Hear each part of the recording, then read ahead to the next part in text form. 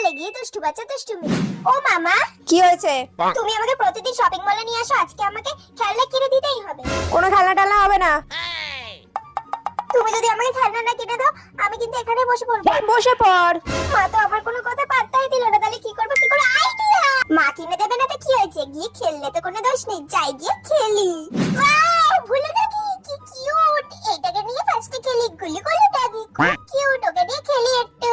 বাহ, টিচকাও টিচকাও, একটু টিচকাও টিচকাও করে রে, টিচকাও টিচকাও। এই বাচ্চা কি করছিস রে? রাখ বন্দুক রাখ।